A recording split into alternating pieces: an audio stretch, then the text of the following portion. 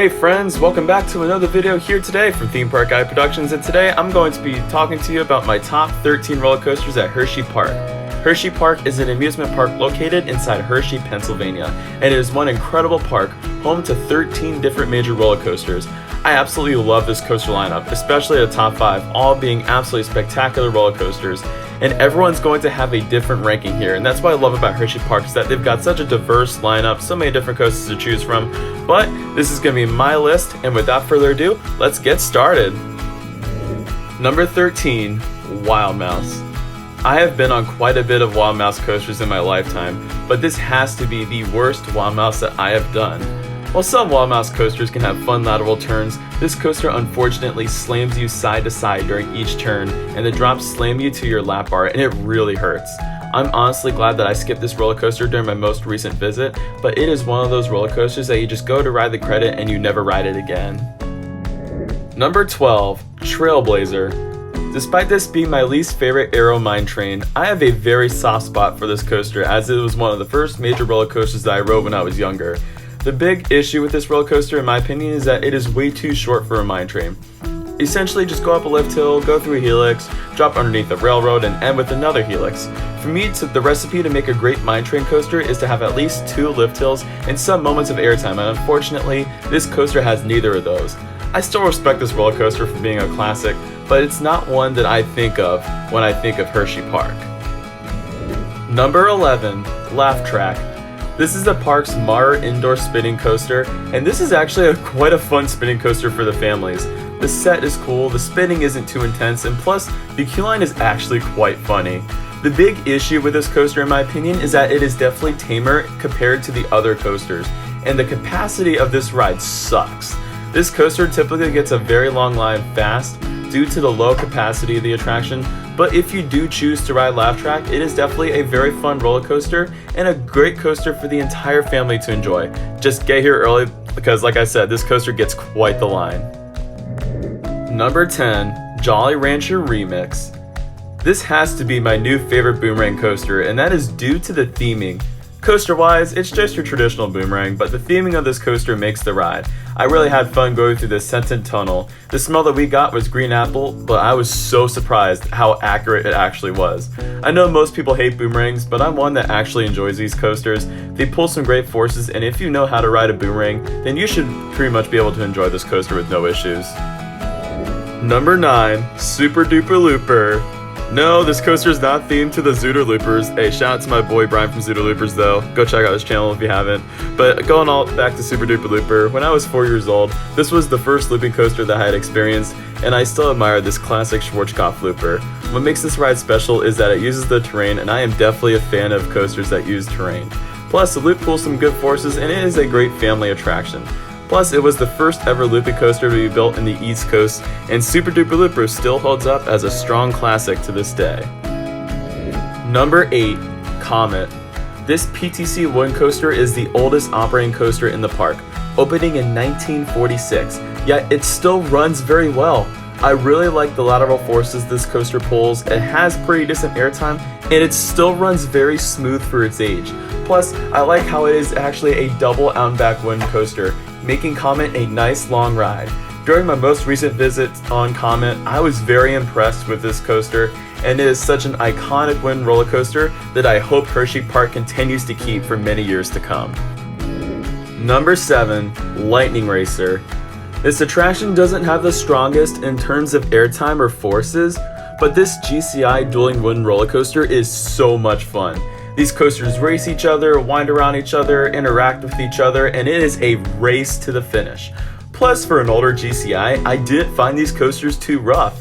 Plus, it has one of the shortest waits in the park due to its fantastic capacity. So you honestly can ride Lightning Racer as many times as you want, and if you get a group of friends, it is quite the ride. While I have been on better GCIs like Mystic Timbers at Kings Island or Thunderhead at Dollywood, Lightning Racer is still one fantastic attraction that I recommend experiencing. Number 6, Great Bear.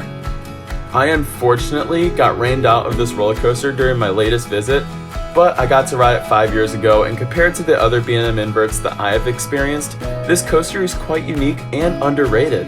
The inversions are forceful, the coaster is very smooth, and I love the terrain and pathway usage that this coaster has. Plus, it's got a nice classic B&M roar like every classic B&M should, and I also really like the helix before the big drop. It is really one big factor as to why Great Bear is just so unique. If you go to Hersheypark, definitely take a ride on the Great Bear, as it is a very fantastic roller coaster and one not to be missed. Number 5, Fahrenheit. This intimate Eurofighter style coaster is probably one of the most unique roller coasters that I have experienced. It features a fantastic beyond vertical drop with some very unique inversions. I especially love that Norwegian loop as it completely disorients you, and the high-speed corkscrews at the ends really do not disappoint. During my most recent ride, I actually forgot how fantastic this roller coaster was. It has great pops of airtime that are very unexpected. The inversions are forceful, it literally brought my body down. I was not expecting it at all. And it even has a head chopper that I didn't expect.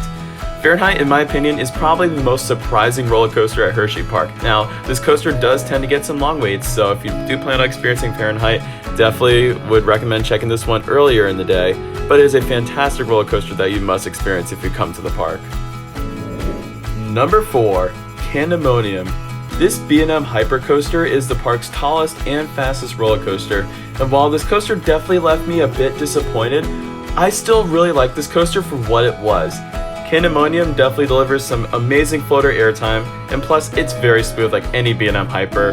I also love the restraints, the scenic nature of this ride is fantastic, and the helix around the Kisses Fountain is just the definition of eye candy. The thing with this coaster is that I've heard people call this an elite B&M Hyper, but I am sorry guys, I'm going to have to respectfully disagree. It's a fantastic coaster, but far from my favorite B&M Hyper. Number 3, Storm Runner. This is the park's intimate accelerator coaster, and this ride might be short, but man, it packs a punch. The launch is easily one of the most intense launches that I have experienced. The top pack gives amazing airtime, and then it goes through some unique and weird inversions. One that I have to mention is the flying snake roll, which is one of my favorite inversions out there. I love how disorienting it is, and you can't go wrong with it. It is a short coaster, but I always have been impressed with Storm Runner, and it is one not to miss.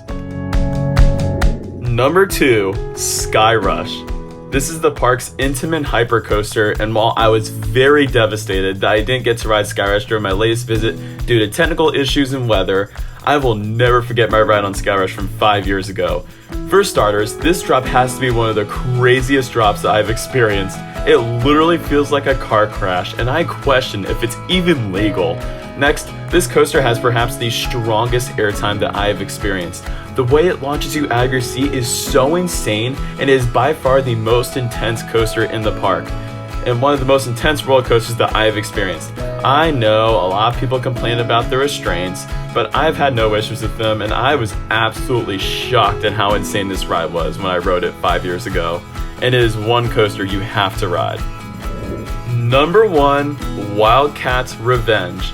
This is the park's new RMC hybrid conversion of Wildcat, and all I gotta say is wow, this coaster exceeded my high expectations. It has everything you could want in an RMC with amazing inversions, great pacing, and it also has to be the most aggressive RMC that I have experienced. While the airtime was incredible during the drop and wave turns, the airtime pops towards the end were almost a bit too much to handle, and it really shocked me at how incredible they were. Plus, the trains for these coasters are fantastic.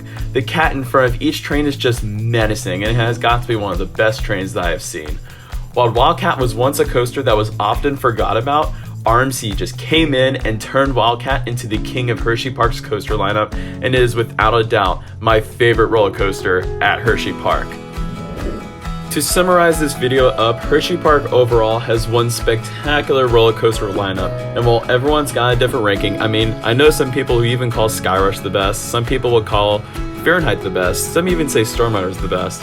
There's just so many roller coasters at this park. However, this is my list of the top 13 roller coasters at the sweetest place on earth. And that will do it for this video. I hope you guys enjoyed. If you did, feel free to give it a like, and don't forget to subscribe for more videos in the future if you enjoyed this one. And don't forget to comment below your list too. I'd love to hear your guys' opinions as well. And don't forget to check out Theme Park Guy Productions on all social media platforms, including Instagram, TikTok, and Threads.